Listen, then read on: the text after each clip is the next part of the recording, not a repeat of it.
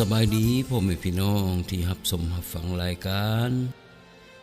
มานาประจำอาทิตย์เนาะอาทิตย์นี้ก็เป็นอาทิตย์ที่4ของเดือนมิถุนาหรือว่าเดือนจูนแล้วเนาะพี่น้องเนาะจากความห่วงใหญ่จากโบสถ์ลาวอเมริกันเซเว่นเดย์แอดเวนทิสต์ที่เมืองฟีนิกซ์รัฐอาริโซนาเนาะยังเป็นห่วงพี่น้องทุกท่านจึงได้นำเอาพระธรรมของพระเจ้ามาฝากพี่ฝากน้องฮอดบ้านฮอดเหือนของพี่น้องเนาะให้พี่น้องได้ศึกษาหำเหียนร่วมกันกับรายการของเฮาเนาะพี่น้องเนาะมื้อนี้ทางรายการจะนำเอาพระคำคาลาตียบทที่1ข้อที่1ถึงข้อที่5มาฝากพี่ฝากน้องแล้วมาศึกษาหำเหียนพร้อมกับพี่น้องเนาะพี่น้องเนาะพระธรรมคาลาตียบทที่1ข้อที่1ถึงข้อที่5เพิ่นได้ใส่หัวข้อว่าจดหมายของโปโลที่มีไปถึงชาวคาลาตียเนาะพระธรรมคาลาตียบทที่1ข้อที่1ถึงข้อที่5เพิ่นได้เว้าว่าโปโลผู้เป็นอัครสาวกบ่แม่นมนุษย์แต่งตั้งหรือมนุษย์เป็นตัวแทนแต่งตั้งแต่ว่าพระเยซูคริสต์เจ้าและพระบิดาเจ้าผู้ทรงบันดาลให้พระองค์คืนพระชนได้ทรงแต่งตั้งกับบรรดาพี่น้องที่อยู่นำเฮาถึงคริสตจักรทั้งหลายอยู่ในแคว้นคาลาเตียขอให้พระคุณและสันติสุขซึ่งมาจากพระเจ้าพระบิดาเจ้าของเฮาทั้งหลายและองค์พระเยซูคริสต์เจ้าจงสถิตอยู่นำเจ้าทั้งหลายเถิด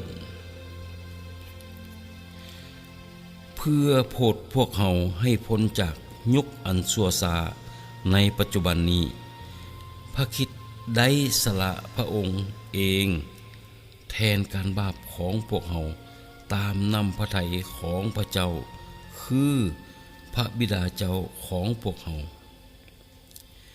จงถวายเกียรติยศแด่พระองค์นั้นสืบไปเป็นนิจอาเมนเนาะพี่น้องเนาะนี่แม่นจดหมายของอาจารย์เปโลที่มีไปถึงชาวคาลาเตียเนาะเพิ่นบอกว่าอาจารย์เปโลผู้เป็นอัครสาวกบ่แม่นมนุษย์แต่งตั้งหรือมนุษย์เป็นตัวแทนแต่งตั้งเนาะพี่น้องเนาะแต่เป็นพระเยซูคริสต์เจ้าและพระบิดาผู้ทรงบันดาลให้พระองค์คืนพระชนได้ทรงแต่งตั้งเนาะแสดงว่าพระเจ้าเป็นผู้แต่งตั้งอาจารย์เปโลให้เป็นอัครสาวกเพื่อนำข่าวประเสริฐของพระองค์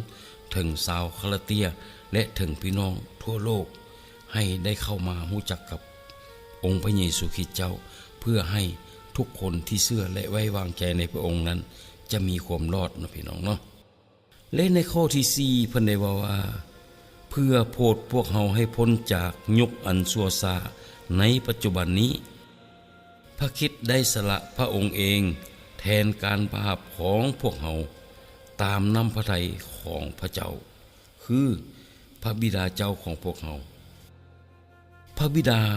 ได้ส่งพระบุตรองค์เดียวก็คือพระเยซูคริสต์เจ้าลงมาบนโลกนี้มาบังเกิดเป็นมนุษย์เพื่อให้มนุษย์ของเฮาได้พ้นจากความบาปและให้มนุษย์ของเฮาผู้เชื่อและไว้วางใจจะมีชีวิตนิรันดร์จะได้เข้าไปเป็นดินสวรรค์เนาะพี่น้องเนาะและข้อที่5เพิ่นได้บอกว่าจงถวายเกียรติยศแด่พระองค์นั้นสืบไปเป็นนิจเนาะฉะนั้นพระเจ้าเป็นผู้มีพระคุณต่อมนุษย์ทุกคน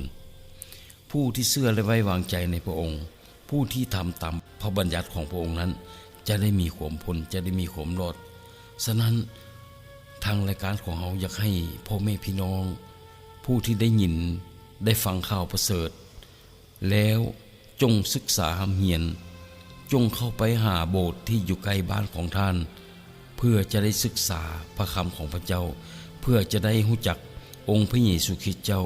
เพื่อจะได้เชื่อและไว้วางใจในพระ องค์พระเยซูคริสต์แล้วพี่น้องจะได้มีความรอดเนาะพี่น้องเนาะพี่น้องจะได้มีชีวิตอย่างสุขสำราญเฮาจะได้เป็นคนชอบธรรมเนาะพี่น้องเนาะฉะนั้นทางรายการของเฮาอยากขอแนะนำให้พี่น้องเข้าไปศึกษาห้ำเฮียนพระคำของพระเจ้า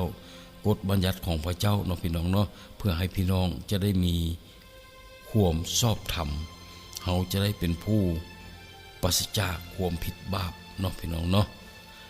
ในพระคัมภีร์ทุกบททุกตอนได้บอกแต่ให้เฮาฮักกันให้มนุษย์ทุกคนทุกชาติในโลกนี้สามัคคีฮักแพงซึ่งกันและกันถ้ามนุษย์ทั้งโลกนี้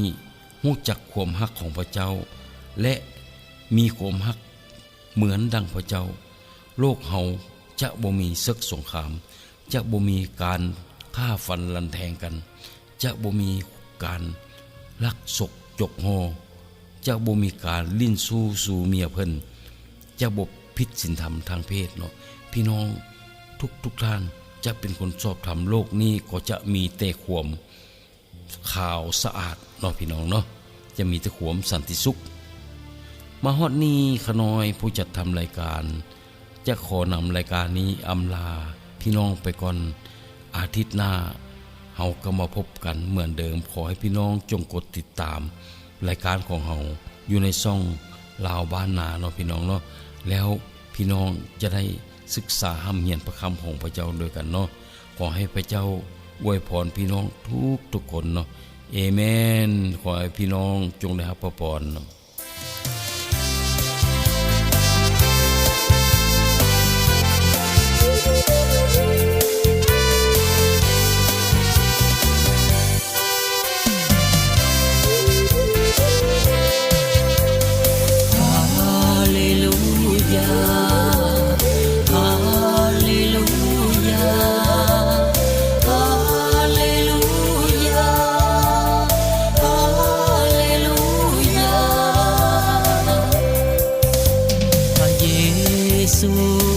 ผู้ที่มีพระคุณผู้ที่มีใจบุญคอยค้ำจุนพวกเฮาเอาชาวคริสเตียนจงภาคเพียรในพระคุณพระเยซูพระผู้ช่วยนำพาท่านยอมเสียสละแม้นกระทั่งสีวาเพื่อไถ่บาปประสายอมตายบนไม้กางเขนพระเยซูท่านนั้นคอยห่วงใยพวกเขาควรใส่ใจอย่าหลงลืมในพระคุณพระผู้มีใจบุญขอบพระคุณพระเยซู